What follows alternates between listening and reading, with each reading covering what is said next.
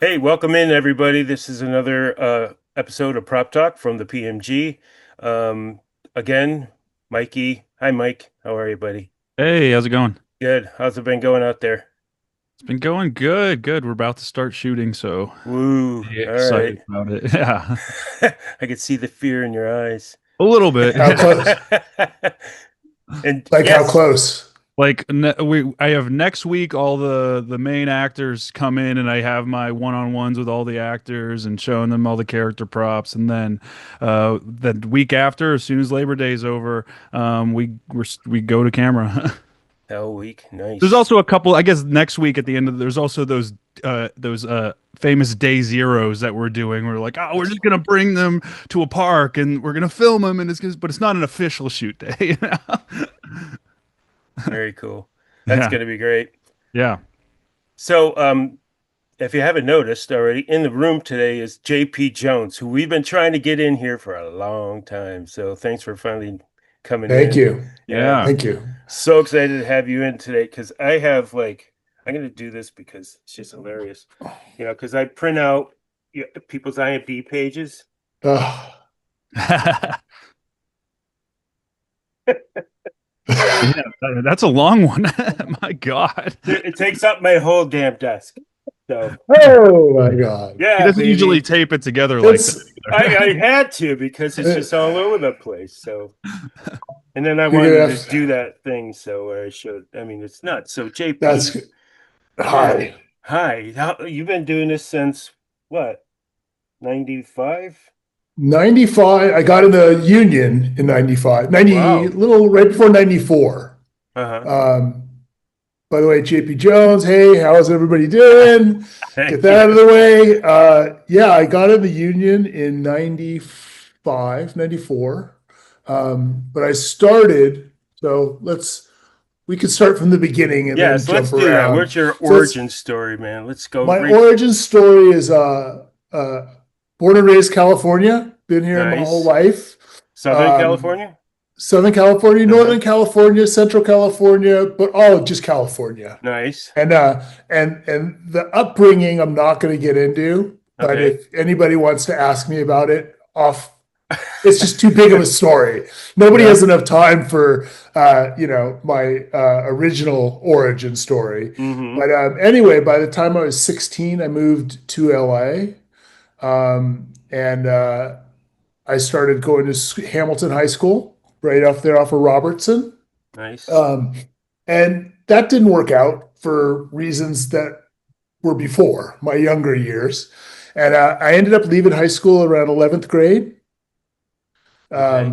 Probably with a 10th grade education, though. Anyway, we've The last overcome- bus. we've overcome that portion. And then I was lost. I literally was lost. I was a part-time car stereo thief, Okay. part-time horrible drug dealer because Right. I did the drugs, and all the bad stories about that. Yeah. And I was living with my grandparents and my punk rock uncle, and I had no goals. I remember not getting a job. Like I would open the newspaper. Remember newspapers, no internet, Yes, I no remember those. Yeah. everything. So I tried, like the last two jobs I applied for before I got lucky was a pesticide company to become a exterminator. Yikes. And that's just because it was down the block from my house. Okay. And Yeah, they said, convenient. they said I was only 18, so they couldn't hire me until I was 21.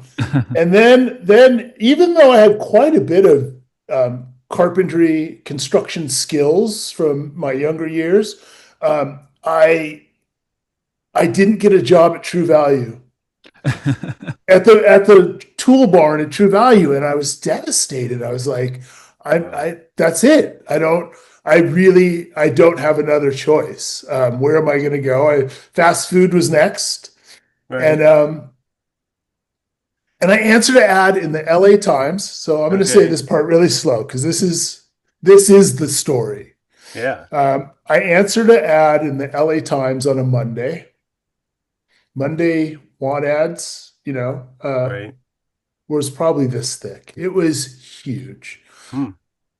And it said, labor wanted, area code 310-202-3338. Wow. Just That's labor? it. That's it. Labor wanted and a phone number. Wow. And I answered the ad. I called because I had some carpentry experience. I knew that was like carpentry labor Yeah. by Had whatever some reason. handyman type of thing. Or Yeah. And I answered it and they said, yeah, here's the address. And they gave me the address. And I went there and there was a guard gate.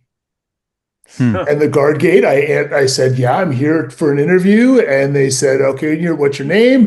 Mr. Jones, which blew me away at that time. And they said, yeah, just make a left here and go down all the way to the end and make a right and you'll be there. And this is, I've told the story however many times. Now, whether I've told it so many times I embellish it a little bit, you have to understand that this is what I saw. Right, exactly. That's your impression. I enter the lot, I turn the corner, and there's saloon girls on the left. There's cowboys on the right. There's prop people rolling fake cactuses down the aisleway. Wow. Scenery, the whole bit. Wagons, stagecoach wagons, the whole bit. I'm like, where am I? I have no idea where I'm going to go. Wow. And I walk down and I get past stage 16 on the right. And I look in and there's a completely built set for a campfire scene. And there's a 200-foot long sunset backdrop, the most beautiful thing I've ever seen. Wow. I have no idea what this is for, but it's like I'm blown away. And I end up down at the scene dock at Culver Studios. Actually, it was Laird then. At Laird Studios, Jeff Gilley was the manager there, and he hired me. And later did I find out they're filming Three Amigos. Oh, amazing. So the first movie set I ever saw, the first whole group, everything was Three Amigos filming at Culver Studios. And that was my gig. So I had no transportation. I lived about 1.5 miles from work. So I walked every day till I got a first paycheck and I bought a bike, a bicycle. So then I bicycled to work. And what did you do? What did you get? Like, what was your? I was literally at the beginning, I was a floor sweeper mover, like a floor sweeper. I literally was labor. But as you guys, there's a lot of people aren't familiar with what the scene dock is. So a scene dock back in the day was a football size field, indoor and outside, of walls, 4x10, 6x10, 8x10, 10x10, plain flats. Bricks, brick flats, cement flats, pilasters, columns, fireplace mantles, doorways, window walls. So an art director could draw up a plan, especially if they were on a lower budget movie, could come shop with us, get 60% of the set that they want, and then they only have to build and plug for a little bit. So that was our job. We would put those on carts, load them into trucks, and they would go away. And when they came back, they were always a little more damaged than when they left. Of course. Yeah. Did you guys do repairs on them? Well, that's part of the story is that that we had an hour lunch and I had nothing to do. I eat really quick and I had nothing to do for an hour. So I would fix walls. Nice. And at that point, Jeff was like, oh, you're a little bit more of a carpenter than you said you were. You should go to this department. So now I'm building sets and repairing sets and flats, not sets, flats. Yeah. And then, a couple times he's like, why don't you go on set with these flats? Because the art director didn't have a full construction crew. They didn't. And I would go there and then they would be like, we have to hang this lamp. And I would say, oh, here. Now I'm hanging set dressing and rigging plumbing for people and doing everything. Right. And they're like, oh no, you need to go be an on-set person. And so Nice. that's how I got into it being on a movie set. Right. And then shortly after that, the art directors just stole me away. Now I'm on set full time. I'm doing fire rigs, plumbing rigs, painting, building, doing everything in art dog. I Right. did. That's just what Yeah. I did. Yeah. And I was enthusiastic. It's still like emotion. It was so amazing. Yeah. I didn't, but I still didn't have the I'm on a movie set. I have the movie bug. I had Right. a cool job. I had Right. a cool So you job. had no proclivity to the film industry at all before this? Zero. Wow. Nothing, zero. I mean, the funny thing is living in LA, I lived less than 2 miles away from Sony, less than a mile and a half from, Culver Studios, what it's Culver now or whatever they call it now. A couple miles from Paramount. You go on. But Yeah. I think a majority of the people in LA, still don't have Yeah. Absolutely. haven't. My speaker just went nuts, or did I just turn them on? I think I just turned them on actually, so I haven't heard anything up to now. Anyway, so that story just grows, and then every now and then a producer would call me and go, "Hey, remember that set you guys built with this art director? Do you think you could put 2 walls up and dress it real quick for me?" And that turned into, "Hey, we have a new director. Can you do a film test with him? He just needs a couple things." Then I thought I was an art director. Well, you have some art directing credits. I do, They're but pretty blue, but so being this other gentleman guy who worked with me on as the art dogs, this guy Dan Butts, who's now a legitimate production designer, we had this little company and we would do these videos. We would under Slate Gray Productions. That was our title, and we would do commercials. Everything we did was like mostly dressing existing locations or fixing things up. There was very little design, build, conceptual, right. pitch, and all of that. We didn't have to like go pitch in front of a director and all that. It was just simple stuff, and we did that for a couple of years, but it was kind of successful. And the fun part was we had Playboy was one of our clients. Yeah, I see that. And we would do a half-hour video for every Playmate of the month, and then a 1 hour video for the Playmate of the year. And it would take about a week and a half of prep, a week of shoot, and then wrap. So like that's the better part of a month. Yeah. And we did that for a couple of years, and we learned, I mean, so much because we stayed up all night, building, painting. We did everything. And there was some conceptual, a playmate from Texas would obviously get a barn set with some loose hay, and we'd put iron clawed bathtub into the barn. Right. It was but that was what we did, and we did that for a while. And there was a point where we started asking, like, why aren't we getting, in the commercial and TV and small TV stuff, we were like, we're not getting any of these bigger creative jobs. And a couple producers were like, honestly, JP, that's not your thing. Really? Your thing is, we like it when you're on set. I see. And you should go to props. Props is your thing. And I actually had one producer on this show called I'm going to do that a couple times, blank out. No worries. But it was a baseball movie, and I interviewed with the director, and I didn't get it, and the producer called me back the next day, and I went there, and he let me know. He's like, the guy who came in before you had his dad's mitt. His dad played minor league in the, Wow. or his grandpa's mitt. He had a bat. He had a gear bag. He had a backstory, and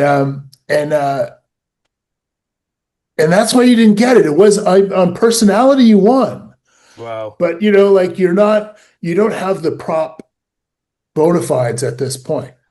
Wow. Again, lucky I didn't get that. How would I have done a period baseball movie at like 0 years of being a Right. film prop master? Right. So again, this is the 90s and there's little to no internet. There's no IMDb. I No. don't know how somebody gets my name. I don't know how any of this works. I'm still, in awe of where I'm at already. So Sure. I don't know how this is going, but anyway. It's going great. So I get a And call. what did you do? Yeah. What did you do for these producers to say, "Oh, you're in props. Like you should be doing props." Like, was there something on set that you were grabbing to that made them think this idea that you should be doing props? Like, what sparked that? Some it's the my onset.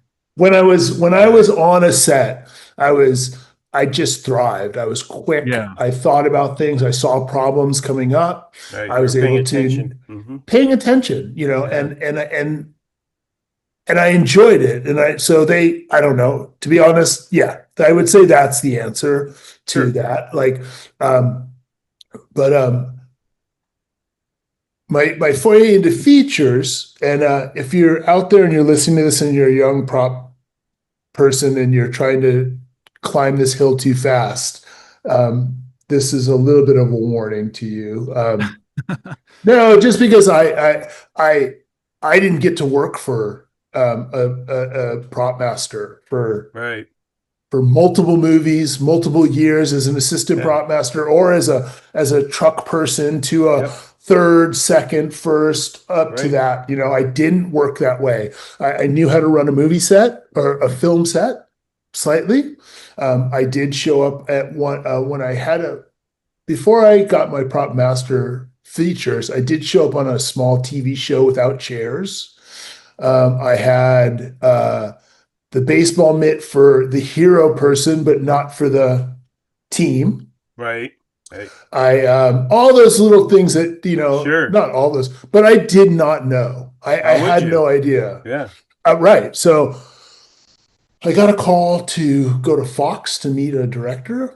It's Forrest Whitaker. He's going to do Waiting to Exhale, Angela Yes. Bassett, Whitney Houston, Layla Rashawn. Um, how did he get my phone number? I don't know. Hmm. How did I? Right. So I get the job, and we start prepping it, and I have an idea. You take a script, you read the script, you make a list. I make sure, what? Let me take a step back. Because people wanted me to be a prop guy, this is more accurate how it went, Okay. is that the art director that I was working for at this time, Brian Jones, who taught me so much and was a great art director, he wanted me to be the on-set dresser on People Under the Stairs. And I had had enough. I wanted to do props. So I said, I will be on set, but you have to make a deal that I get to be on set, in the prop department. And he was able to do that.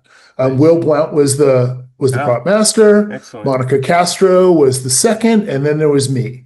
So I did have an official sit down with 3 prop people, all with their own breakdowns on yellow legal pads. Nice. And we went over it. So I did understand that there's, just the beginnings of how to do a breakdown. Right. Okay. I understood one is none. I understood a few of the rules that we have. So Sure. to say that I went in there completely blind is incorrect, but to say being a third on one show is in any way, enough experience to, Right. that's just wrong. So, but I did get this movie and it was going to turn union and I was excited, and I did what we do. I broke down a script. Right. I had a show and tell. I did all those things. And I know I'm getting ahead of myself because there's little things in between all of that. Sure. Um, but that's how I got in the union, was on Waiting to Exhale. And I will tell a story about that because this is part of what I was just alluding to about the experience. So I Right. knew that we had a birthday party. So on Waiting to Exhale, the DP would light for hours, and I don't mean an hour or two. I meant like nearly till lunch. I would say three out of 5 days a week we would break for lunch and then come back and just shoot. He lit it in a way you'd shoot 360. They would do pages I and pages see. and pages quickly, but he lit for hours. So that And was that what may was be it? what I Or is yeah. it because it was complicated, or because he didn't know what he was doing? No, it's because he knew what he was doing and he was painting. I He see. was Nice. painting with light. He had four of the most beautiful African American black women in film. He Right. he wanted to light it in a certain way. There was a Yeah. glow to it. It was important. Beautiful. He was this Japanese guy, Toyomishi, Okay. and it was beautiful. If you watch the movie, you can Yeah. see it, Hmm. and it was important, So he lit for hours, which again to me probably felt like that was the norm. So you need to go to the supermarket, no problem. You could go to the supermarket, Of course. you could do runs, come back, eat lunch, and then shoot. So we're having this one day we have a birthday scene with the ladies in the house, but you rehearse with all the props. Everybody wants all the props, and so we're rehearsing. So I put the birthday cake out on the table, um, all the plates, everything, wine, champagne, everything. And Angela Bassett picks up the knife and goes and just cuts the cake. Oh, Scoops it up, puts it on the plate, puts the uh-oh. plate up. And because she's so genius, she looks up and she could see my eyeballs during this. And as I knew to get 5 cakes, it said in the script, uneaten birthday cake. It's like Right. uneaten. So pieces of uneaten birthday cake, I'm like, 5 should be fine. We're not going to eat it. She sees my eyeballs and they say, okay, let's go to hair and makeup, do whatever you do. And now I know I have hours of prep. And she walks up to me and she's like, sweetheart, it said uneaten. It didn't say uncut and served. How many do you have? And I went, Wow. I have 5. And she's like, I suggest you go get some more. Brilliant. And that's early enough in the day. I call the baker. The baker's like, I can get you 5 more by 3 o'clock. I'm like, go, go, go. So I get the 5 more. So now I have 8 cakes. One's already been cut, Cut. cutting, Cut. Sure. cut. And so I ask her, I say, look, I got more cakes, but I've come up with a plan. If you only cut one piece and you cut it from the left, this corner, Right. I can keep do-si-do and I'll just keep fixing that cake. They gave me frosting and a piping Right. bag and everything. Nice. So now she's going to do that. So she cuts one piece and serves it. Then that cake comes and then we keep just round run. So even in that case, like how many cakes do you order in a birthday? How many? That's a question back to Yeah. you. Yeah. Well, again, it depends on what's scripted, but as you say, you learn over the years that what's scripted doesn't necessarily mean that that's what's going to happen. Yeah. So, And even after a show and tell and a meeting and all that, it's still going to be different. right. Well, and again, that's part of what we do is pivot when shit changes. Okay. Yeah. So yeah, I would get at least a dozen cakes for that, Okay. but you need Yeah. more, We're How many? we're doing an actual flashback first birthday scene with Oh, uneaten quick flash. It's about the candle. We were planning on getting 8. okay. So I made 27 cakes out of 8 cakes. Wow. Beautiful. You would have Yeah. never, there's no way you would have ever ordered 27 capes. Exactly. But and again, that's kind of what part of what we do. Like I had this scene this week where my one of my characters was in a pinata store and there's this stork, right? And the stork was supposed to not be a pinata, but she takes a stick and she whacks and chops his head off. Okay. And the guy says, that's not a pinata, that's a baby shower gift. She goes, oh, sorry. So we had and so I asked the director, how many takes do you want of her chopping this head off? Okay. And this is TV, mind you. So we don't have the Right, luxury of feature. And she said, oh, I want 6. And the producer looked at her and said, 4. I'm like, because we had to have them handmade. Okay. right. Okay, 4 takes. That's what you're going to get. So we had 6 made because we did. And then, halfway through the scene, they're like, can you repair them? And so we were in the middle, like taking popsicle sticks and shoving them in between take. And we probably end up doing probably 15 or 20 takes Mhm. because we were repairing it on the fly. I mean, that's kind of what we do, right? Yeah. But On I this, wanted to ask you, when that happened to you, did you have this notion in your head, why am I doing this? Why did I get into this crazy business? no, at that point, I mean, I've only asked myself that recently. It's so exciting, you guys. Yes, I mean, that's I it. have to say, like, when you're on a movie set, like, I mean, I always start these like, let's be corny about what we do because there's a business side, there's a very, plain labor side of it, and then there's, the filmmaker side of it, and so, when you're on a movie set is magic. You don't think, and I was too young. Didn't understand what I was doing. I was just running and gunning. It was a blast. I had money in my pocket. Yeah, I it was so much fun. I don't know how better to say it. So yeah, those the holy shit, look what I'm doing moments didn't come till way later when I realized the consequences of an F up. right, Like up to this point, I'm like, oh, so I screw up. So what? I mean, we move on, right. I hadn't been chewed out yet. I hadn't, been so that's at that point in my career, it was just fun, Yeah, and right, I didn't understand the gravity of, maybe holding up the company for an hour, God forbid. I mean, right, right. can you imagine? No, Or not having what they wanted, but I was always able to like make it work. So I wasn't too worried at that point. What was there was I was telling the story and I forgot what the end of it was. I was going to come back to it, but anyway, um, there's a so that's the first movie. right. It's Angela Bassett, Oscar Yeah. winning. She had just won her Oscar for um, what's love got to do with it? Or yeah, Okay.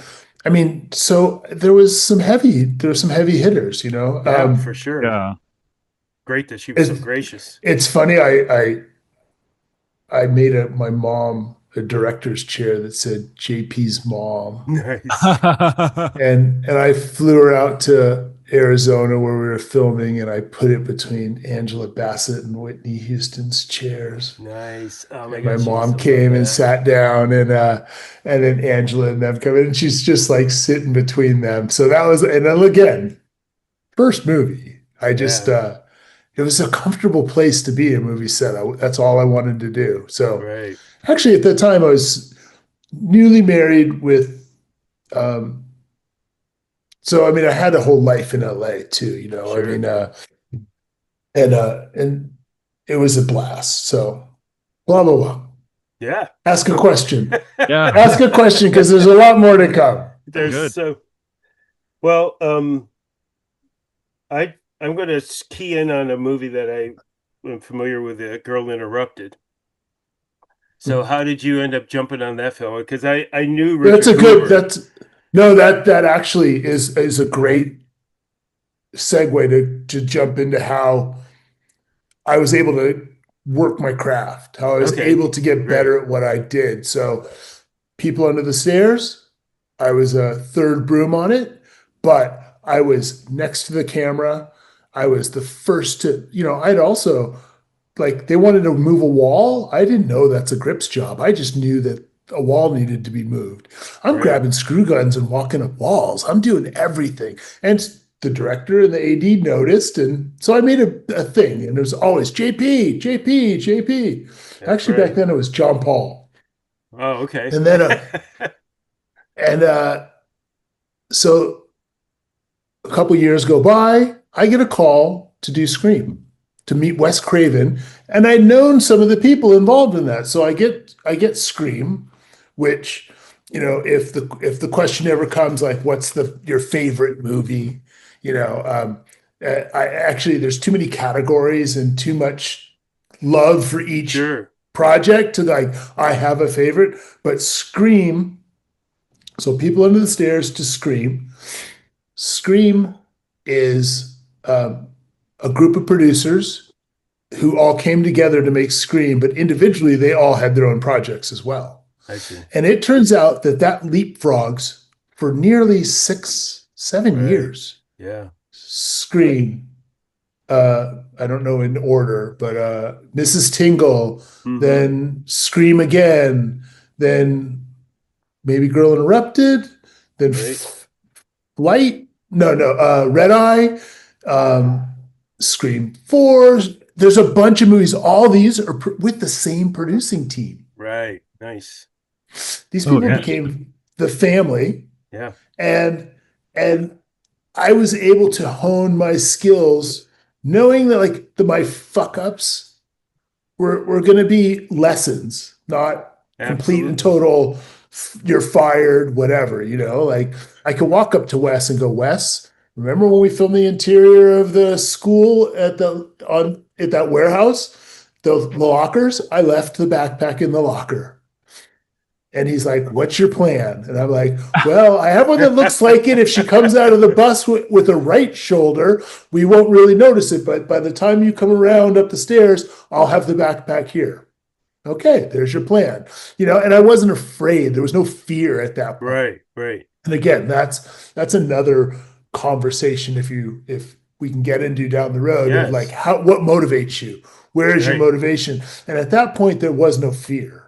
Right. In today's world, somewhat maybe because of the size of shows Well, yeah. or life, there's a operating from a sense of fear is Mm, is a common place for prop people, I think. hmm. Um, yes, there's that Why? creatives.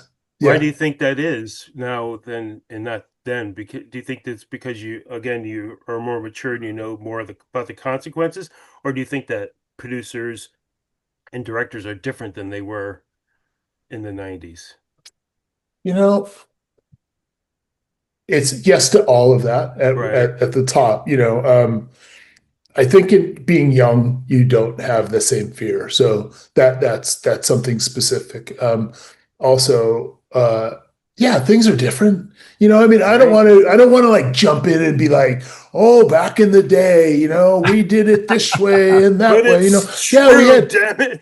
we had more we had more prep time, the resources as far as retail level resources, Right. being able to go hit 5 stores before lunch, like during prep, lunch, and come back. Nowadays, like because of traffic, because of the way stores are consolidated, because Yeah. certain mom and pops don't exist anymore. Right. Like, you get to 2 places. To going into Best Buy to grab something, to find a salesperson, Uh, we could go to Radio Shack. We could go, there's just a right. different way that it Right. felt than you're prepping. And now, if you dare to leave the office during prep, you've lost half a day. And that could 100%. be to get one thing.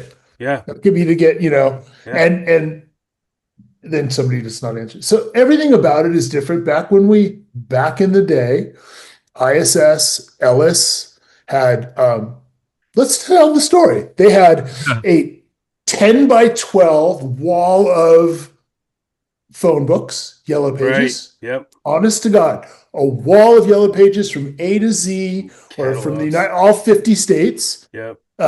Then on the other side was a wall of Montgomery Ward and Sears Roebuck catalogs. And Would we have LA 411? Yeah, right. Exactly. So LA 411 was kind of was your guide. You Yes. know, I mean, that was your go-to first thing. It was a catalog phone book style thing Yeah. for vendors that worked in the industry. Yep. And it was just a more casual Right. thing, you know, Yeah. than And remember all the bankers boxes full of catalogs that you collected over your career. Mhm. Every show you move like 12 of those things. And I even tell, you know, like for any younger prop guy who is doing it into the period film and I have a chance, I'm like, have you ordered the Sears and Roebuck catalog yet? What do you mean? I'm like, well, Sears and Roebuck had one of everything that you could buy in 1965 in that catalog. Right. Or so no, let's jump back. Let's go to, you know, the like early 1900s. So the Yeah. Sears and Roebuck's 1918. catalog is this thick, and that's what you get. Like, Yeah. yes, you would be able to buy a higher quality at a boutique vendor who made something like that, but like if you wanted a rake, if you wanted a all everything that a household needed was in a Sears and Roebuck catalog. And then go to the 40s and you're including a V8 engine. Right. You're everything Yeah. you In needed. in So a house. right. So yes, they had a Sears vacuum and a Hoover might have been better, but like at least you know the look. So you Right. Yeah. use that as your guide, right? Right. Like, yes, I can go get this Sears and Roebuck vacuum, or I could go look for one that looks like that, that's Right. maybe a higher quality. But anyway, if you look at that, you can't go wrong.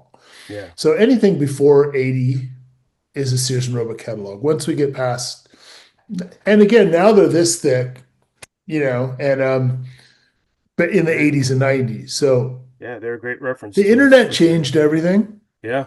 you know, to the better or worse, you know, that'll be seen. I don't know.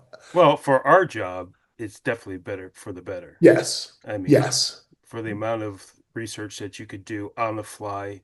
Like how many times are you sitting in a meeting and somebody Yeah. comes up with something and you're already on your phone and you've already And, found how's that?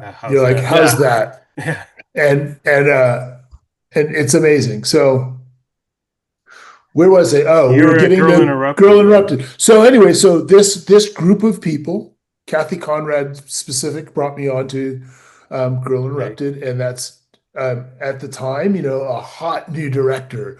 He directed Copland. He was like for on a low budget, had the biggest movie stars. Great movie, James Mangold, who turns out to be from the smallest atom in his life, the smallest to the is the a filmmaker in a bubble. He can tell stories. He's a writer. He's a director. He's a producer. He's a true Hollywood director. Actually, recently my son Levi was I was doing reshoots on A Complete Unknown. Ah, Just a couple little teeny shots. And Levi's been on enough movie sets to like know the difference to know what to watch for. And he's helping me out on this. And he just comes up to me and he's like, oh my God, look at him direct. Like it's magical. You know, him with an actor, getting something out of them, getting right. something out of. Anyway, he's that type of director. So it's a period movie. At that, I brought on Monica Castro Uh-huh. as my first. And she, again, is a professional first. So whether she didn't want a prop master or maybe she had a couple little things, but I don't think so. She had a huge, long career. And she taught me how to break down and how to build a script. Let me slow down. She taught me how to break down a script Uh-huh. and the importance of certain props, you Right. know, Right. and we were in Pennsylvania, which was a really easy place to shop. There's these great thrift stores and antique Yeah. malls, and it's older. So again, now let's look at Sears and Roebuck's catalog. and then equate that to California. California of the states is like one of the newer states, like Hmm. if we have a house that was built in the early 1900s, we're like, whoa. As you Yeah, go yeah, back definitely. east, you're like, oh yeah, this house was built in 18. This house is built in 17. So like literally it's like, and then even our oldest, you go to Europe and you're like, oh my God, United States is 400 years old. That is Right. like, that's nothing. That's a Nothing. drop in the bucket. So, Yeah. you know, I would love to go do a period film in Europe, Yeah, and shop that. But so Yeah. anyway, so it was very easy to shop that, I have to say. And it was prominently cash in hand, which was Right. another great fun thing, petty Yep. cash. Yep. Petty Um, cash. Yep. and Per diem. and then there was a whole learning in that movie, which was great, is there's probably 10 cast members, all individual characters. Yeah. I literally, for the chicken underneath the bed, Uh-huh. I read the script and it said, she laid out all the chicken bones. I don't know how descriptive it was, but in my head, like it was a together carcass. And Uh-huh. so I had it, bought a pre-cooked chicken, and I started peeling it off one piece at a time.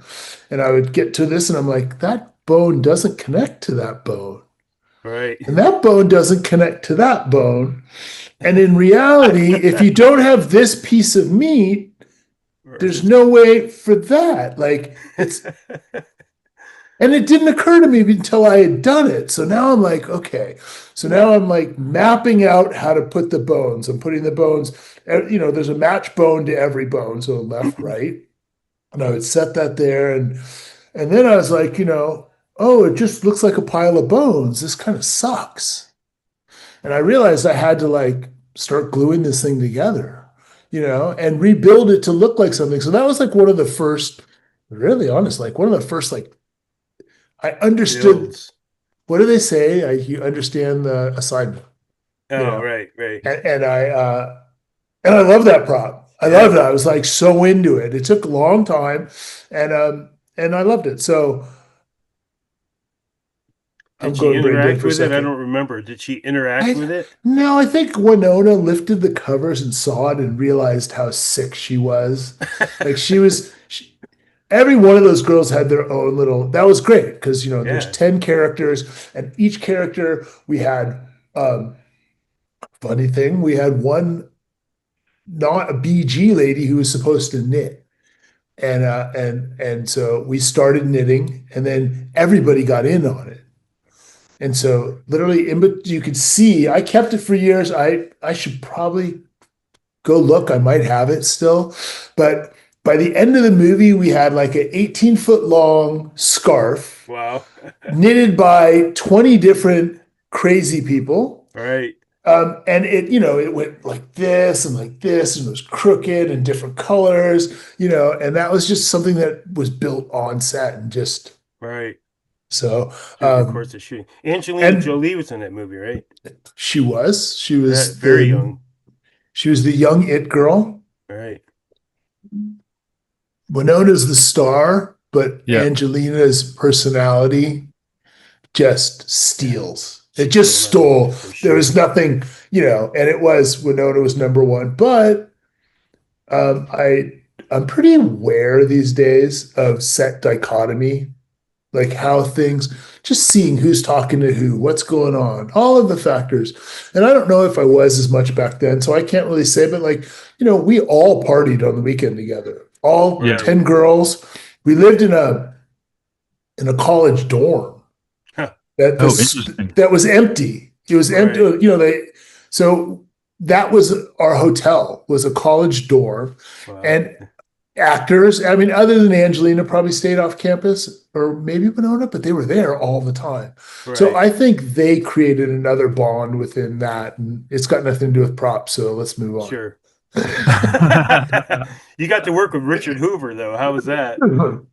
A couple times, Yeah. What else and did you do with Dick? I mean, I did a bunch of stuff with him in the early years. I wish I should have Yeah. printed something out. But I have worked with him before on a couple things, and he's a genius, and I love that guy, and he's a hurricane. Just, um, For real. yeah. There's What's some, yeah. I was just gonna Go say ahead. so a Scream was like the start off to working with all these producers, and which snowballed into all these jobs. Mhm. Also snowballed into like a million more Scream movies. Did you Right. know coming into that what was this movie was about to do for you, and what it was gonna do, like that it was gonna come and have so many No, sequels and just no. into this Uh-uh. phenomenon? No. They will say, and maybe they will say that they wrote it as a not a three. What is a three? A Yeah, trilogy. A trilogy. trilogy. Okay, they will say that, but if that was the case, at the end of one, they would have told me to hold on to certain props. They would have Right. there would have been some sort of like Bob what's the two brothers, producer brothers. Um Oh, right. Yeah. from Oh my God. The yeah, Russo brothers? no, No. no. The infamous Oh, from Harvey and Bob. Harvey and Bob. Harvey and Understood. Bob flew in like Right. week 3, flew Wow. in, got up. They came up. Wes had to pre-cut. They were coming to pull the plug. Wow. They were coming to pull the plug, On and Scream Wes One. on Scream One, and Wes had cut together some footage, and when they went into his trailer, like they came out with their arm around him Nice. and never said another thing when it came to the Scream movie. So, it was new, it was exciting, it was fun. Yeah. Day one, um, we didn't even know. My wife just walked by. Nice. Um, we uh, we didn't know who the ghost was. So not everybody read the script. Obviously, it was a very tight script, and even the stunt team, and because we didn't know who the killer was, it was hard to decide who the ghost was. Who's the ghost? When we don't want to let the audience know, we don't want the actors to do it. It's kind of stunt work. Um, so the first couple times they were like, "Oh shit, we don't have a stunt guy, JP. Put on the ghost." Oh, really? Yeah, Nice. so it's just me running past the window, with a Nice. knife. Me closing a door. The door stabbing in the first one, like the near miss through the Yeah. door. That's That's all me you. I doing. love it. I love it. Um, and so again, we were talking about did we know at that time what we had? No. Um, but we knew we were doing something fun and special, fun prop story. I got my phone box from Ellis, and it Okay. was a big briefcase, and you open it up, and it had a doorbell, it had a multi-line, it had all these things, but it was 30 pounds of heavy. Right. Yeah. It was not your new, what do we Viking call that? box. The Viking Viking. box. Yeah. No, it was this massive box plugged into the Jenny surges, and it breaks. Oh, Oh no. I have one. I mean, there was no, there that wasn't wouldn't a have been an second one. option to have 3. I No. had one. They luckily the house had 2 lines, so it had 2 numbers. So I plug in the phones, and the ghost face is able to call the house from within the house. Oh, Great. amazing. So the problem is when we get to Drew calling 911, I forget to unplug the phone. Uh-oh. And you get a So call. now she's calling 911 over and over and over and over again.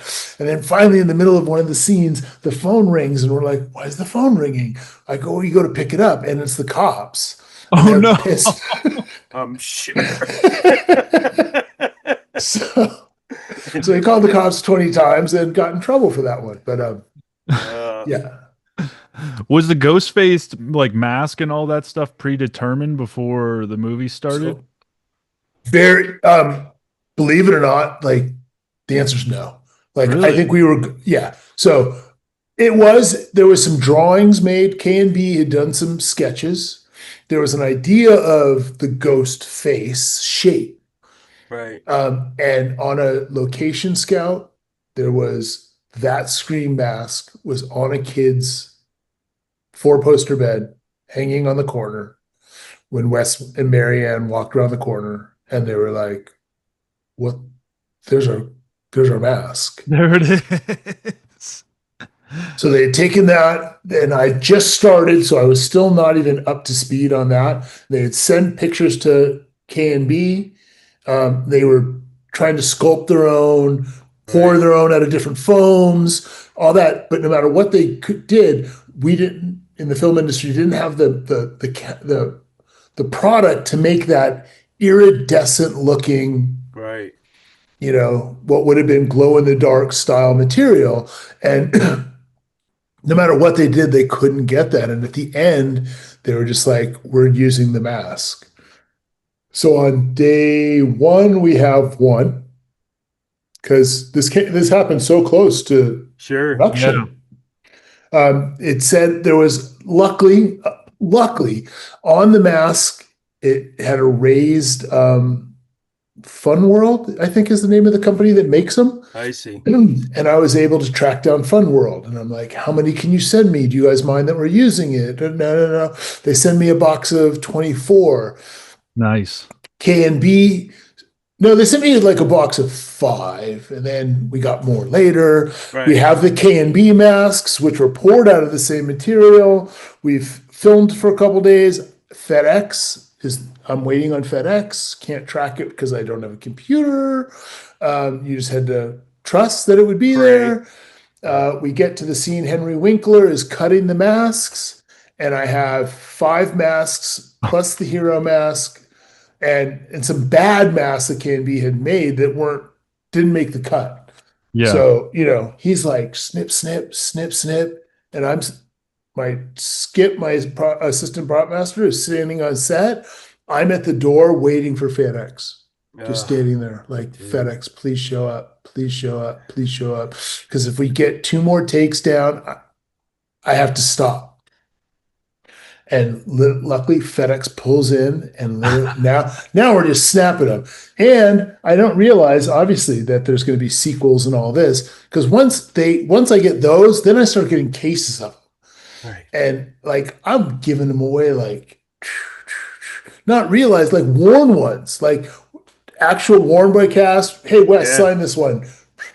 Because we have so much, and nobody's telling us that we're gonna. And we didn't have to do much. We had a couple hero ones that we had to like change the shroud on, and duvetine the mouth because you could see somebody's mouth talking. Right.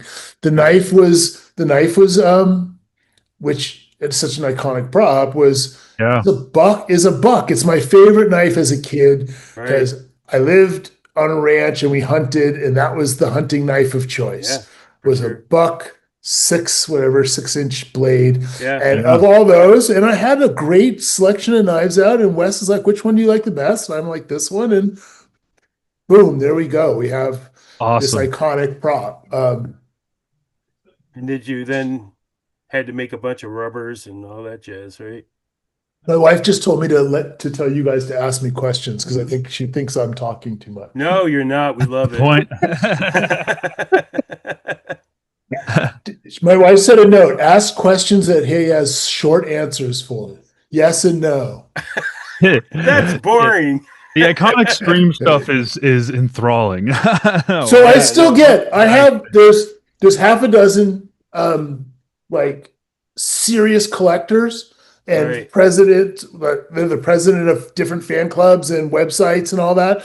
Right. And a couple of those guys have my direct phone numbers and all that, and they send me pictures. Is this legit? Is this not legit? Somebody just found an unboxed voice box because the voice box, the first voice box for one was a store-bought item, but it went out of circulation and they changed they changed it, and so now there is a holy grail of voice changers, of which the group. And he just literally last week sent me an email like, look what somebody found, or a mask. Like, is this yours? He found he found the full hood, Wow. cape. And he sent me a picture, and I could tell, like, cause it's sparkly material and nobody would know that like there was kick in the fabric. Sure. So Yeah. Wow. That's cool. that's our So life. That's amazing.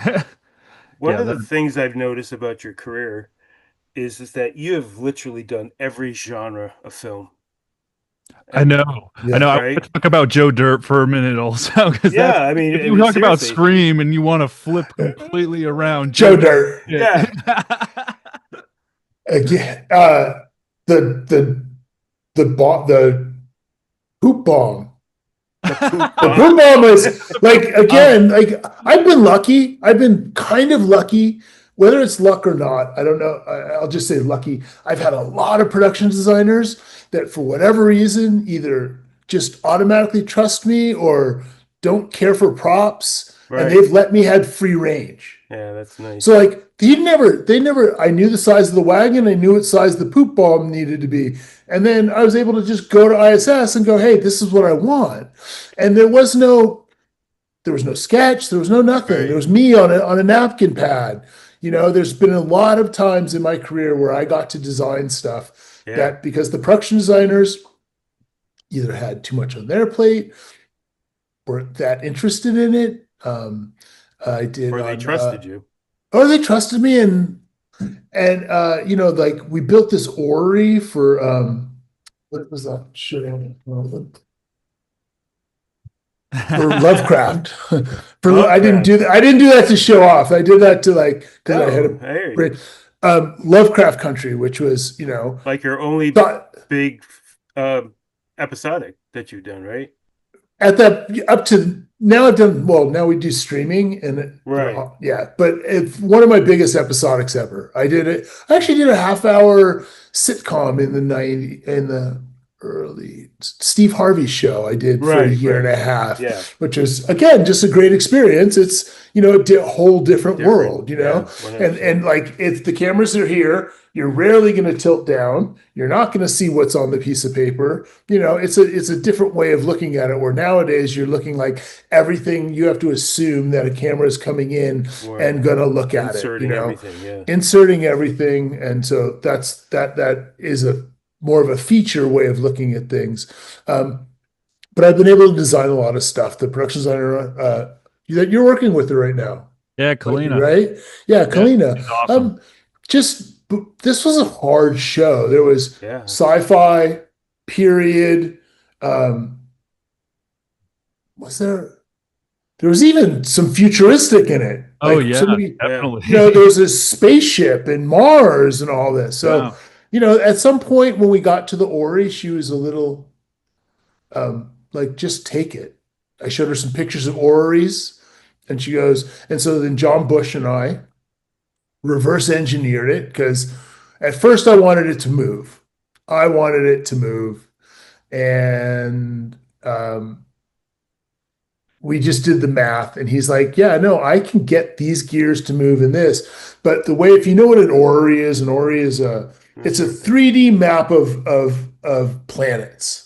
So the sun's in the middle, Saturn, moon, boom, boom, boom. It Oh, right. spins on itself, Yes. and then any planet or moon that spins, so let's just say it goes clockwise. Everything goes clockwise, and it moves at a nice slow space. John Bush was able to actually do the gearing math to make it work.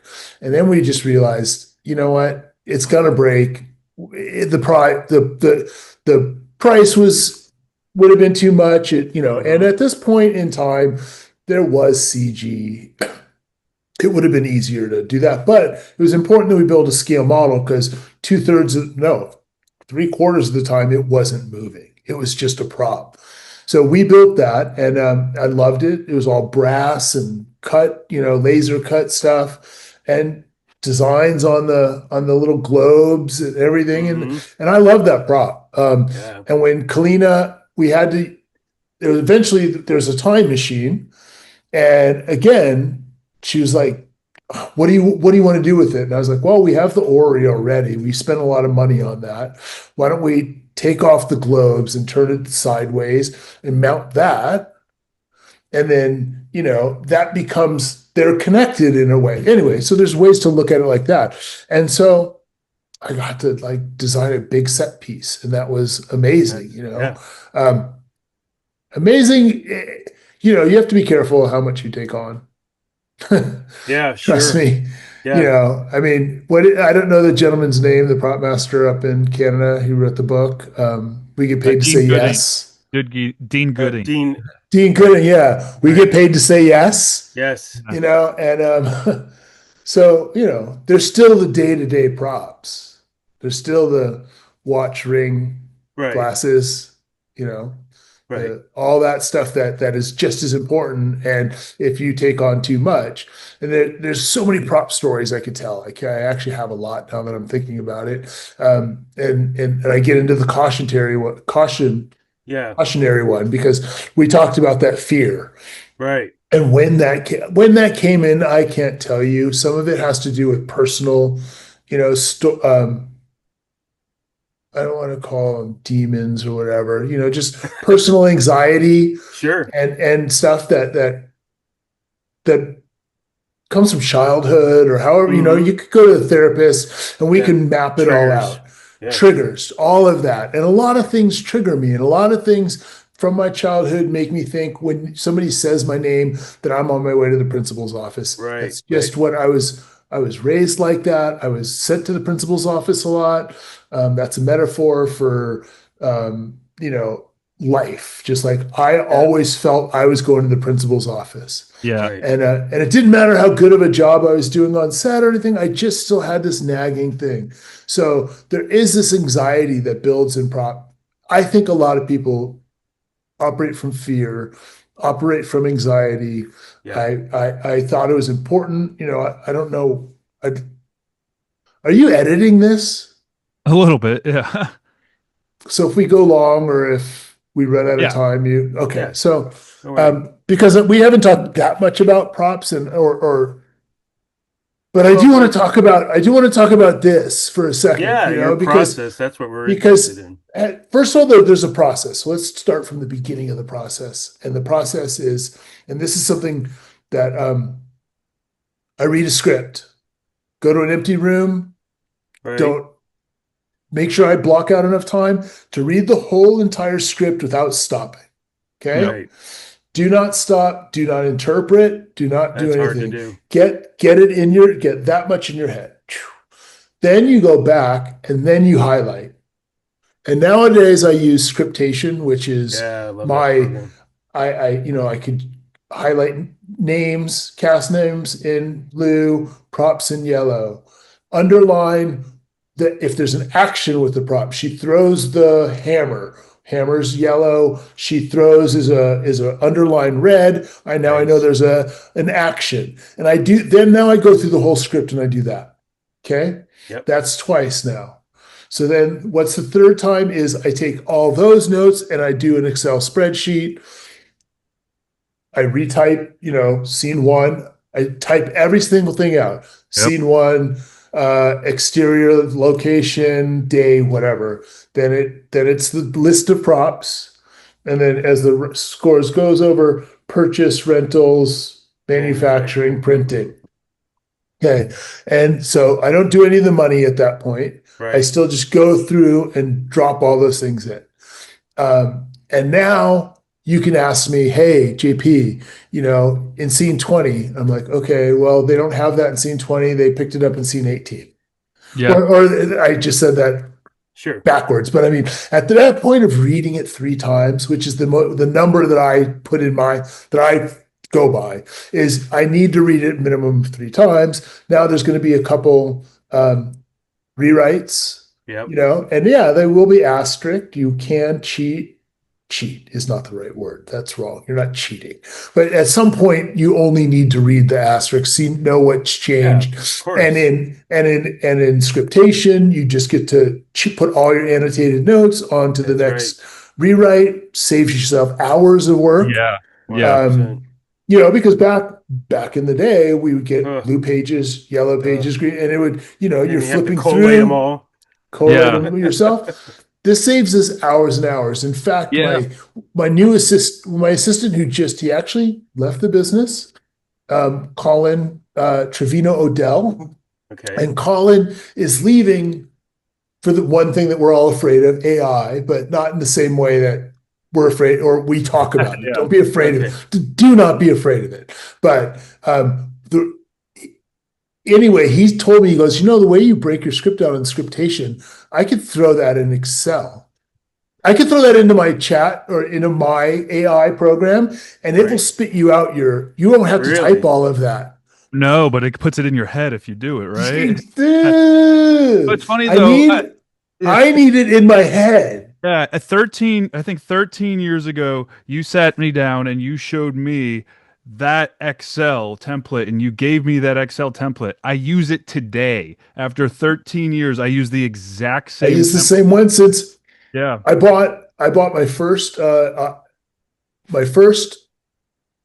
MacBook in shortly after the first movie. So I know I did You're a Thomas uh, guy? waiting to yeah, I know I did waiting to exhale on legal paper Yeah. breakdown. Right. And I think shortly after that, one of my assistants was a little savvy with Mac. Very early, I paid $2,500 for a 16 meg RAM, Right. gray putty iPad, a MacBook. Right. And it literally, so to buy the 32 megs was another $2,500. So 15 megs of RAM cost Yeah. $2,500 back then. Now Yeah. you could buy a 2 terabyte, jump drive for. So anyway, 15 but I bucks. learned it. He taught me the basics of Excel, and that has been my go-to. Yeah. I use it every day. If you're not familiar with it, go get yourself familiar with it. It helps budget wise, it helps breakdown, all of that. So that's my early process. Right. I think my weak spot is show and tell Hmm. and personal props, like getting Right. getting that time with the actors. Like you said, Hmm. Mikey, like you have time to do personal props with an actor. And I'm like in my head, like going, what a luxury. Like, Right. It's tough I mean, sometimes. realistically, it's really only 30 minutes with Ingrid, but it's something, you know what I mean? But it's that's a and that part scares the hell out of me too, especially never having met an actor before. Because everybody's like, where you've already decided the personal props in your head and you have a reason for every single personal prop, Mhm. but you have no idea how that actor is going to come in and they could tell you, Right. oh, this is all raw. And that Yeah. it's probably one of my most feared thing is dealing with the main personal props with the actors, no matter how dialed in I feel like I have it. Right. No, it's That's always a it. wild Say card.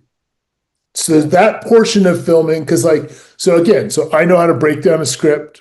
I admitted this week like I'm not going to say this story because I want him to say it when it's his turn. Told him I wouldn't say it. I was about to. I'm like, I'm just going to use your equation, and he goes, "No, that's mine. At least give me credit." I'm like, "No, I'm not even going to. I'm going to let you tell that story." So if you ever talk to Andy Grant, he's Oh, got the simplest little thing that puts it in perspective when you get stuck. You know. So anyway, well, let's. Are we talk? Oh.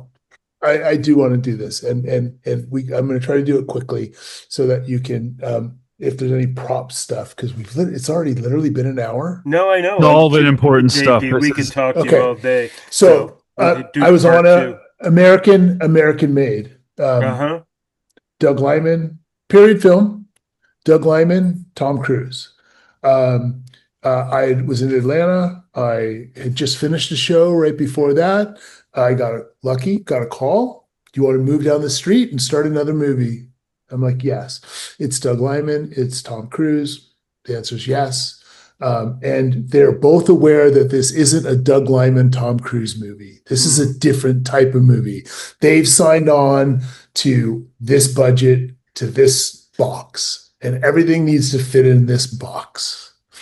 So again, a newer thing that's happened in the recent past is not seeing a director for the first 3 weeks of prep.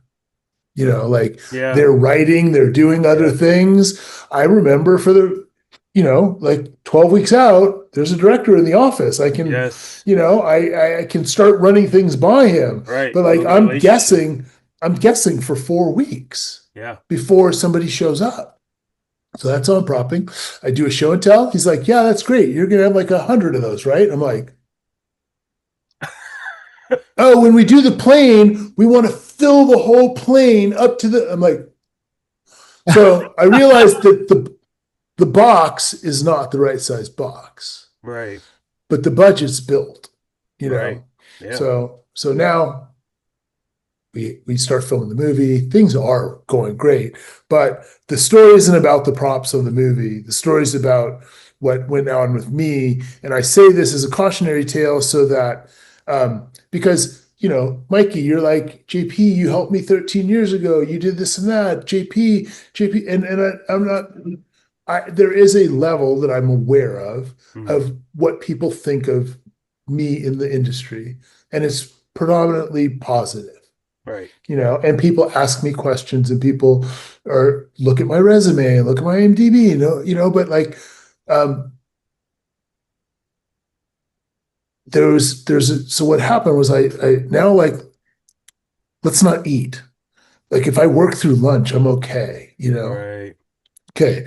Now, if I work a little after wrap and I show up early, I'll catch up on that day. But then everything is changing because Doug, the writer, and Tom are traveling in the same car, sleeping in the same house. Everything that we plan, by the time we get back in the morning, because we went to every location at wrap, and they lined the camera up. If it was a 45-minute drive, we went to the next location for the morning, drove, and then we lined the camera shot up, expecting that's where the dolly's going to be, and these are the props. By the time they got back to the set, completely different. Show up in morning Atlanta, hot, 90 by 9 o'clock in the morning. Oh yeah, you guys, we want the kids to have ice cream cones. Oh, Jesus. Dead serious. And that was ahead of time. No, we're talking, this town has 2 stop signs and not even its own mini mart. You have to drive a mile to a gas station considered the mini mart at this town. Yeah. Luckily they had a scoop ice cream inside the gas station. Wow. Otherwise they would have. But that's a great story of how we overcome the prop problem. But all that did was add on to me. So now I'm into this position where I'm not really sleeping. I'm not really eating. And I feel behind. Was I really behind? I don't know. I feel behind. Sure. And that whole situation built and built and built and built. And there was a point where there was a breaking point. And at that breaking point, they called me on the walkie, couldn't find me on the walkie, found me, and this is a true story. I'm just found me in a woodshed. We were in rural Georgia, and there was happening a woodshed next to my trailer. And at the time I smoked, and I probably better than like smoked half the pack in a half hour. Right. And that's where they found me. And they, and the producers came over, and we had a small chat, and they were like, okay, you're done for this one. You're done. And I left the show. Chris Peck came in and finished it. He swears to me, he may be being nice, I don't know. He says that, JP, you had the props. You were there. You were ready. You could have done this. Yeah. Chris Peck wouldn't say that if it wasn't true. You could have finished this out. But like for me, like there was just a breaking point where like I wasn't a danger to myself or anybody else or anything, but I just overwhelmed myself to a point. And I only say it because, if people don't know that story, they find themselves in this position of like, I'm overwhelmed. I can't find this. Well, you know what? You're not alone in this one, and these conversations, like it's rare. I talk to vendors, our vendors at ISS and all that. And I come in, I'm like, oh my God, I'm so overwhelmed. I need this, and this. And I'm like, do any prop people ever walk in and go, hey man, Right. Today's great. I'm thinking like in 2 weeks time, I need this one like thing that's on your shelf. Can you just put that aside for me? Like, okay, bye. And they're like, you know what? It's not. It's all, you are all in this together. It's like, Yeah. but it's not, again. So we're all in this thing that is this moving, thriving thing. Right. But So go yeah, ahead. I was just saying, what's your takeaway from that experience as far as like keeping yourself off the ledge now? we're not, well, that's funny because it's like I'm on a micro version of that on a show right now. And I Uh-huh. know we're fine. I know we're fine. And you know, it's a streaming show, but it's very fluid.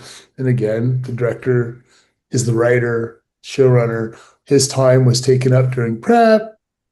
Now Right. he showed up, and and he's genius and he's smart and I know everything he's asking for is making a. That's another thing, just real quick. Like a lot of times you Yeah. get asked for stuff, if it makes a better shot, damn it, get it, do Yeah, Of it, course. work hard 100%. on it. Of Definitely. But course. sometimes, yeah, like something way in the background, and you're like, God, I just had to drive all Yeah. the way to the pro. That's upsetting. But the idea when you get a director who asks you for things that make a shot better, Right. that's fun. Yeah. There's fun in this. Like $100%. it's exciting. Um, Yeah, you because you're know, part of the so process. but yeah, you're not Superman. There are things you cannot do. You cannot Yes. not eat. You cannot not sleep. You cannot, Yes. you have to be honest. You have to be upfront. And all of these things I struggle with constantly. On this show right now, I'm struggling. I'm waiting to get ahead. I might not get ahead. I Right. might not. It might be fluid enough that, you know, you're just, Yeah, um, I think that's legit that the industry and what is required from us and asked from us has changed. Things happen so much faster now. There's so many things that you need where you used to have so much more time to make things mhm. happen. And it, and and again, we live in this instant gratification world where people just expect it, you it Has know? happened. You know when even it happened? It happened at the invention of the color printer. Yeah, that's So, for sure. we knew if we wanted a Too. picture on set, everybody knew like there's at best you could get 24-hour photo. It got down to 1 hour, Right. got to 1 hour, and then from 1 hour, boom, it went, it's on set. We could take a Yeah. picture and put it on the fireplace mantle now. Yeah, yeah. exactly. And then internet came and all that. So everything has ramped up. And I mean, the curve is pretty darn. E- Um, Even back then, though, or coming up to now, have you guys ever worked on a project where you can actually confidently say you felt like you were ahead? yeah, westerns, Westerns? westerns, westerns. Yeah, You because suit them up and go. like you suit them up and you go. Like no one's asking you. No one's asking you for a cell phone for a thing. Like again, Right. the Sears and Roebuck was this big. The Yeah. amount of things that people could have. You dress your actors That's during it. rehearsal, and they wear the same thing for the rest of the All movie. damn day. That's Boom. right. Ring Yeah. designer gun. Um, no, that I love doing westerns. It's just Yeah, it's you've done some great honest, ones. it's honest, hard work. Right. Um, but yeah, you could Do feel that way. But it depends too, like on the director, on the project. A for lot of sure. things. A couple, maybe it's James Mangold too, but on his movies, you you have the time, the money, and you either have time, you have money, or you have time and money. Right. That There's a that combination of triangle. that. Yeah, there's a Good, combination of fast, cheap. that. Yeah, and if you have the right one, and you have a director you know, who's in, will give you the time. And again, That's Girl the Interrupted, difference. Girl Interrupted. I did multiple movies with him to where I can walk in his office. Yeah. So Yeah. I don't know. Yeah. I want to ask you about Air. Oh Yeah. yeah. and your work with the boys on air, because that's like a new thing now, right? I mean, you guys, you're that's So talk about that a little bit. That the situation is um let's see. So Air was, what did I do with Ben? I so Ben Affleck and Matt Damon have a production company, right, Yeah. a mini, more than a production company. It's still a mini studio, but it's not. There's a terminology. They'll figure it out. But again, right, it is a mini studio. yeah, They have they almost are to the level they can green light a show. Okay, so they have nice, contracts with Sony, Netflix, all the other deals. So it's a pretty amazing. I did Accountant One with Ben, was the first movie I worked with him. mm-hmm, I've done a couple movies with Matt prior to Air, and Francois, the production designer, I had done multiple movies with because he's also a James Mangold production designer. Relationships, it's all relationships, yes, it and is. so with this relationship, um, they went to do Air, and little I wasn't aware that this was the building of the production of the mini studio of the Oh, I studio. see. Let's just call it a Right, studio. uh-huh, Um, and I knew that they were producing it, but I didn't realize that like they had made the deals prior to that. I just thought Ben was actor, director, Matt was actor, producer, and so we made Air, which again, brilliant, fun movie. Period. Um, uh, Kind of a hard period because yeah, everything that they manufacture in that periods sucked, yeah. was Nobody ugly, wants, and threw it away, Yeah. and is broken. right, And and if you want a VCR from that era and it works when you turn it on at the prop house, that band, the rubber yeah, band in there turning the gears, is going to break on the day. So you right, better open that up and put a new band on it. And you learn yep. all that stuff. And it was fun making the shoe. I found a guy down in San Diego who makes one-off custom Air Jordans. Didn't you have like 10 days prep on that show? It was super short, wasn't It it? was super short prep. Luckily, that shot towards the end. Right, I mm-hmm, again a relationship where you're like, Ben, if you yeah, want this, yep, this is how long it takes. right, Will you shoot around? He's like, yes, yes. We shot nice. in his office. He wanted to shoot so much so fast that one day we ended a big scene early. His office wasn't dressed, and he goes, well, then we're going to shoot half of it this way. And when this side's dressed, we'll come back and shoot that half. Oh my Like God. nobody would break a scene up unless you're the actor Right, director that would break a scene up like that. So he has sure, the freedom to move like that. right, And since then, they've done Counting Two, and a movie, Animals of LA, that'll come out, mm-hmm, Rip, that's going to come out. They did a movie in Europe. Um, they've done, and a couple others around that. And again, that's kind of nice. I've been put in a position where like first call, DP, JP, production yeah, designer. And right. within that, there's a family building there. So let's hope that's a big deal. But Air was the start of that. And then I don't know what else to say about that. Well, that was good. Let's You talk know, about they let's honestly talk about giving bonuses to crews, right. and there was a bonus. I Nice. did receive some money. Okay. There is another movie coming out called Rip. Uh-huh. That there is if they reach a certain streaming number, everybody on the crew gets $2,500. Wow. If Nice. they hit the second marker, there's another bonus, and I don't know how far that goes. Yeah. I think the third one would be an impossible number, but for instance, so yeah.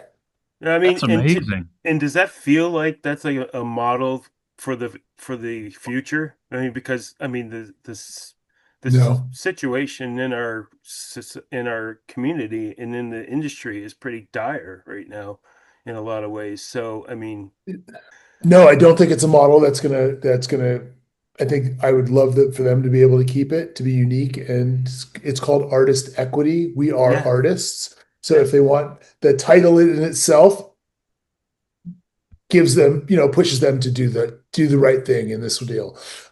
So we work in this industry that's changing super, super fast. On a whole, again, I don't know if I'm in a minority, but like, although I am a minority, uh, from being a high school dropout with no secondary education, Right. with all of the factors that got me into the film business, every day is gratitude. Is like, I've been paid 100 times more than anything I would have ever imagined. Yeah. I've gained success. I've experienced things. I've traveled. I've done all of this stuff. Okay. And this is what I say to young, like my son, one of my youngest, all my sons have been in 44. Two of them, one of them was like, you guys are doing this wrong. The Interesting. process of making movies. He's like, you're doing it wrong. You need to be more, he's very efficient. Uh-huh. Everything's efficient to him. And he said, no, you're doing this wrong. I'm going to go out this. He liked making movies. He liked being on set, but he Right. didn't like the process. Yeah. And the second one was like, you know what? This is it's too hard. I want to have another life outside of this. Yeah.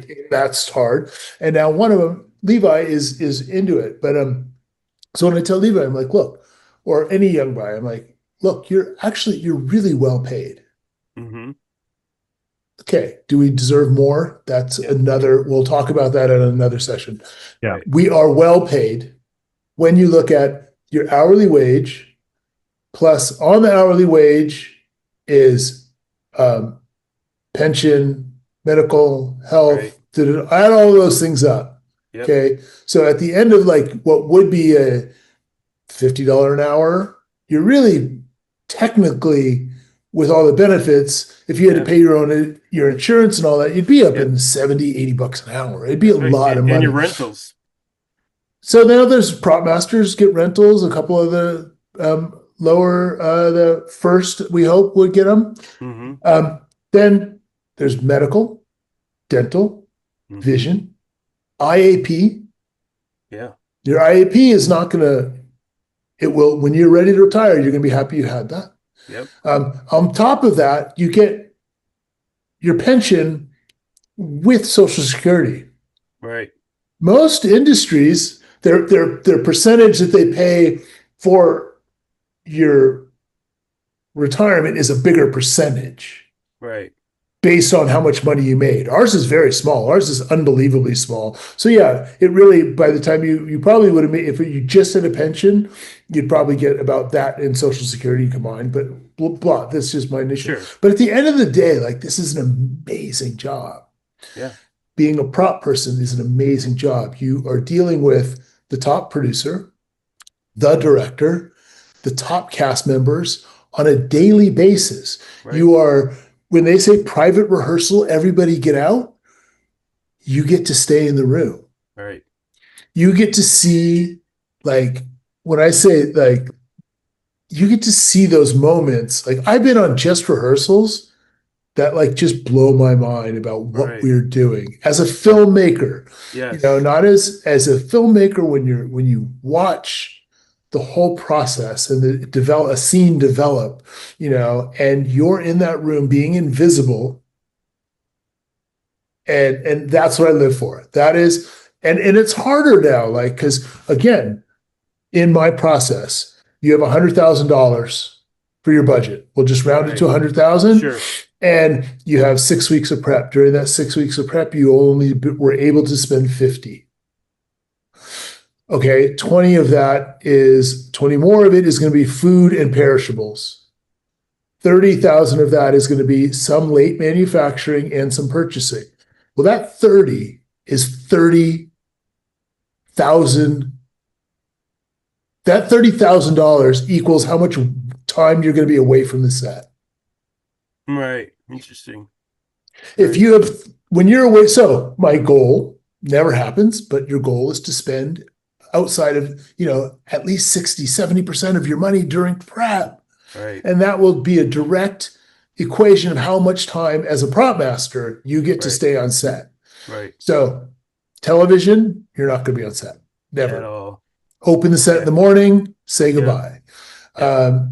And it's funny because I'm on a show right now that I feel is more like a feature, and it was prepped more like a feature, but the reality is it is a streaming show. Mm-hmm. And even though we only have one, that's part of the thing is we have one director, and we're going to take longer hiatuses, which would be I our see. prep, which would still be less time. Sure. But so that's part of the process. So yeah, there's a magic to being on a movie set.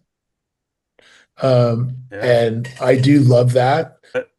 I also go ahead. Yeah, go. No, I No, was just going to ask you, is there a project that you wanted that you never got that you yeah, I mean, because there you've was this literally movie, done everything. this Quentin Tarantino movie. Oh, Jesus. What's Hollywood something? So I will tell the story because I met Quentin twice. Once was up in the for for Django. Mm-hmm. Up in the Hollywood Hills at his office house. Mm-hmm. And we had this great meeting, and that meeting I brought show and tell. I brought images. I brought just a flip page of some research that I'd done, and I thought we had a great meeting. And in the end, they said it was up to he liked two people. It was up to the producers. The producer had worked with what's her name? So sorry, I forgot that name. Hope. Hope worked with Hope and was like, no, well, we've worked with Hope. We don't know J.P., so we're going with Hope. That's true, not, I don't know. I think Drew could tell the same story about that. A couple of the prop masters will. So that's the story I got back. Anyway. And I'd do a whole episode, a whole one, and I'll write some notes down about prop masters that I absolutely put on a pedestal. That things that I watch movies and I'm like, how the fuck did they do that? Yeah. Right. Yeah. How the fuck did you do that war scene? My brain doesn't even wrap around. I haven't done a 500 guys dressed in gear by call time. Yeah. It's just scaling up though, but I could say that about your career, JP. Yeah, same. Come on, man. There's nobody could touch the hem of your garment. Okay. Oh, that's insane to even hear. Yeah, the Joker. Absolutely true. The Joker is insane. Watching that is I have the same feelings as how the fuck did you do that? There's so much good stuff, Yeah. Yeah. Even Lovecraft Country is insane. Yeah, it's crazy. I don't know how I did it. I don't. And I did it all with I did it with, the other thing is I'm actually surprised that I'm pulling some names and things out because my brain works in a compartmentalized way that I can save the last movie and this one. And then I can delete large amounts of information because I just can't hold it all together. And I'm sure that's everybody. I'm not special in that category, but that's kind of how we do big films is that you can't take it all in at once. You break it down and then you get into the rhythm, and then before you know it, it's all over and you think, I have no idea how I did that, how we pulled it off, but we did. Because when you look at things in the whole, it's overwhelming. And that's I know. I think that's what everybody if you could pull one thing from it though, so do you have your all-time favorite prop that you had to kind of design and manufacture and pull up? Is there one thing that kind of floats to the above that comes to your mind above most of the rest? I knew you were going to ask that question. I can't answer that question. And I just can't answer it. I don't mean it first of all, there's a lot, and I'm proud of that there's been a lot. Good. And again, certain things in Lovecraft Country, but again, like there's a locket in Lovecraft Country. You'll never see it. Um, and I found it at the Rose Bowl, Nice. and it had the initials that I needed on it. Get out of town. It's That's a gold perfect. locket. And you know, and yeah, that was pure luck and coincidence, but like I loved that prop. Yeah. You know, so yes, I've made big things. I found a lot. I love shopping. Yeah. I love going How to did, the how did you double that locket? it was we molded it and it Had was to a mold it and pocket. build We had one that opened up, the hero one, and the others were hard plastic with it. Yeah. the best gold painting that we could possibly get, which Nice. um, we could go on forever. I know. Uh, Absolutely. We'll definitely do another one sometime. and I'll also have to start taking notes and try to put a plan together to talk No, about you're it. a great I mean, JP. Come on. Oh, it's honestly, amazing. most people like to hear about the inner thoughts and stuff. Most of our fan base and our listeners are prop masters or aspiring prop masters or people in the prop community. So this kind of internal thoughts is stuff that we've all had, and I think it's better for a lot of people kind of coming in. It's these stresses and like this anxiety Yeah, we all go through, but exactly. nobody talks about as much. So I this was actually one of my favorite episodes. You know, it's and again, not to just keep going on this, but to talk about it, like let's be honest about if you want to go into a certain room. I'm gonna be gray about this, but there is a certain room at ISS that has a certain amount of paperwork that you have to fill out in a yes no category, and you know, like to answer all of that, you it has to be all no's, you know, and the reality is some of us go crazy during this, doing what we do. And some Yeah. of us It's have baked certain into our anxieties DNA. and depressions and all that. And we Yeah, gotta, you know, dude. I think that that's baked into the DNA of a prop master, really. I think that most people who don't have this look at what we do and think you guys are nuts. Why would you do this to yourself? You know? camera. But I Yeah, look at other people's, camera, the camera operators come up to me all the time and they're like, how do you keep track? How do you do this? right? One day you're just pulling stuff out. Yeah. Thanks for joining us. Yes. I do want to take a moment to shout out. Now it's a couple weeks ago by the time this comes out, but we lost a really big prop master. There was a huge prop master in the uh, to New York and Atlanta. Kevin Ladson just passed away Yeah. not too long ago, and I just wanted to shout him out because I mean he was a big mentor for a lot of people and has done some incredible prop work in some of my favorite movies of all time. And we wanted to have him on this podcast. We were actually talking to him this month about having Yeah. him on the podcast recently, and it's sad that we can't make that happen. I was lucky enough to talk to him a couple times about his prop work, and he was extremely passionate and had some amazing stories. So shout out to Kevin Ladson. Hope you're in a better place right now. Yeah. Amen, brother. Yeah. Yeah. So that's about it. The award show should have probably just happened by the time this comes out. So hope Brilliant. some, and maybe JP. Let's see. I know you're the nominees, so maybe you'll walk away with a trophy. We'll see. Michael should take it for unknown.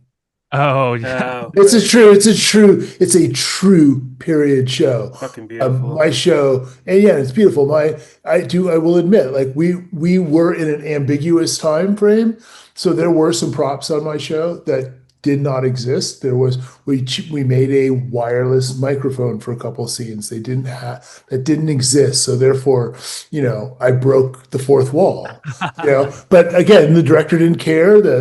It was a dance scene. There was nothing that we were going to do to convince them that they needed to have a corded mic. No, and we were on the hair's line of what was cordless microphones that came into play.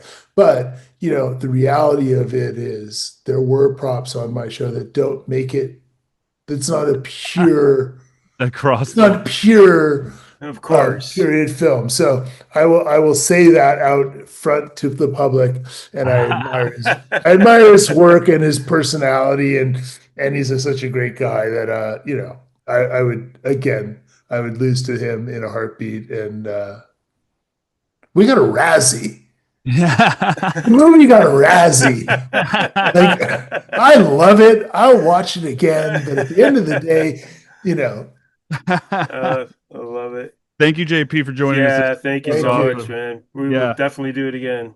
Yeah, this has Okay. been another amazing episode of Prop Talk, the official podcast of the Property Masters Guild, brought to you by real working, retired, and associate prop people and prop masters. So if this is your first time listening, make sure you like, subscribe, and comment. Do all this stuff wherever you're listening to this. Go over to propertymastersguild.org and check out all the stuff with the PMG. Follow us on all the socials. We're on Instagram @_ the PMG and Facebook and all the other stuff. If you want to hear a specific prop master on the show or us to talk about a project, reach out on any of the things I just mentioned and let us know, and we will do our best. All right, that's it for now. Until next time.